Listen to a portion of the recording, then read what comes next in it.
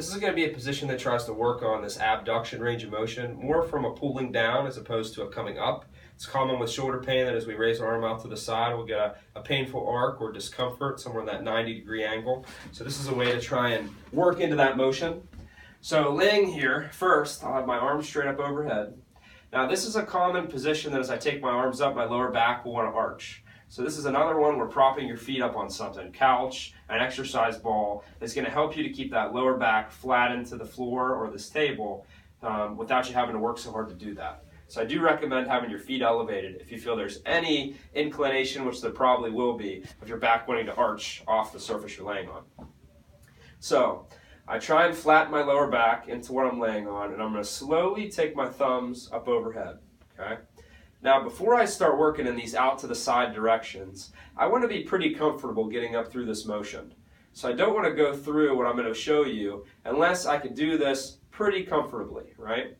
So from here, I'm going to start to then turn my palms towards the ceiling, and I'm going to start to come down in this wide direction, right? And really what I'm trying to do is I'm trying to keep my hands back, because as my shoulders get tight, my arms are going to want to rock forward. So as I'm coming down, I'm thinking about if there's a floor here instead of this table, I'm trying to scrape down against that surface. And as I come down, I'll get to the point where my shoulders get tight, and I won't be able to keep my hands back. My hands are going to come up like this, then I stop. So it's kind of the reverse of lifting my arm up this way. I'm coming up this way as far as I can. Even if my shoulder's a little stiff, let's say I only get to here, that's okay. I can stop there and then start to scrape down, trying to keep my hand back, trying to depress my shoulder blade, squeezing downward.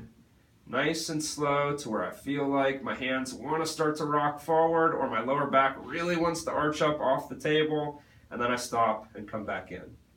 So two keys that I mentioned there, right? Paying attention to feeling that your hand wants to come off of the surface you're on, and also that arch of the lower back, which is going to be a common thing. I could very easily keep my hands back by just compensating my lower back like this. So I really have to depress my rib cage and keep that tension or flatness of my lower back against the floor so I'm not just working around my tight shoulders. Now, if this goes well, doing this against the wall is a little bit more of an against gravity position. So it's going to be the same motion.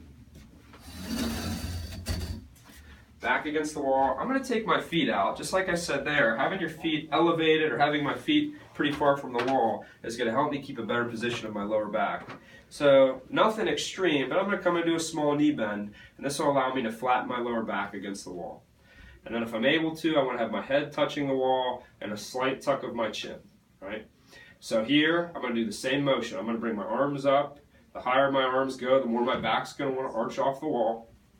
And I'll get as far as I can. For me, there's a little tension there. I'll turn my palms, and I'm going to start to come outward and scrape down, all right? And as I scrape down, like we're talking about, the lower I go, right about there, I would say is my limit, to where I feel like if I go any further, my hands are coming off the wall, right? And I'm going to have, first off, people just work through that motion. So they'll come up, they'll go as far as they can, they'll turn their palms, and they'll start to try and get their elbows and hands back against the wall as they're really focused on this staying flat into the wall. Now, as that's going well, we could stay against the wall for more endurance in that range that they can keep flat. So let's say they go, okay, I can touch here, and as I come down to here, I can maintain contact. We could do little pulses here, where they're working on a lot of endurance in the muscles in the back of their shoulders, trying to maintain that contact and really trying to focus on not letting their back come off the wall. And this actually gets pretty tiring because you're really working your shoulder in a position that it typically doesn't go to because of a lot of the tightness that we have. So you do want to make sure there are some flexibility movements that you're going to need prior to doing something like this. And the keys are the same as it was laying down. That tension in your stomach, keeping your lower back flat against the wall. And if you do feel any pain on the top of the shoulder, no, that is not what we're looking for. So if you're out here and you're doing this and you're saying, oh, I really feel this hurting here, well, you're not ready to be in this extreme of a position. You probably need to do some stuff here because you're not flexible enough yet to get back to the wall.